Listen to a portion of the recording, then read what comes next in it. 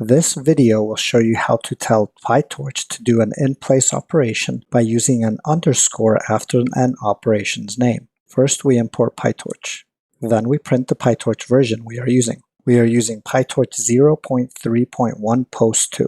Let's now create a PyTorch tensor for our example. So we use torch.tensor. It's going to be a tensor of size 3, the number 2, the number 3, the number 4, and we assign it to the variable pt_tensor_x. Let's print the pt_tensor_x Python variable to see what we have. We see that it's a torch float tensor of size 3, and the number is 2, 3, 4. Let's now create a second tensor, torch.tensor. The elements will be 8, 7, 6, and we're going to assign it to pt_tensor_to_add Python variable, and we're going to use this to add to our first tensor.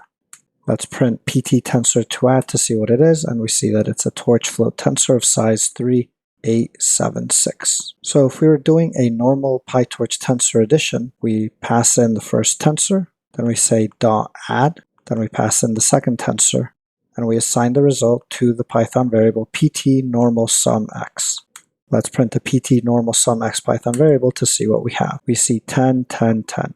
So 2 plus 8 is 10, 3 plus 7 is 10, 4 plus 6 is 10. If we look at the initial pt_tensor_x to see if it's changed, we see that it hasn't changed. It's still 2, it's still 3, and it's still 4. So when we use the PyTorch add operation, it returned a new tensor and didn't do in-place operation. In this video, we want to tell PyTorch to do an in-place operation. So what we're going to do is we're going to do an in-place addition using an underscore. So rather than using the PyTorch.add operation, we're going to use the PyTorch.add operation with this underscore. So what we're saying here is that we're going to pass in our pt_tensor_x. We want to do an in-place addition with our second tensor. Then we're going to assign that to the Python variable pt_in_place_sum_x.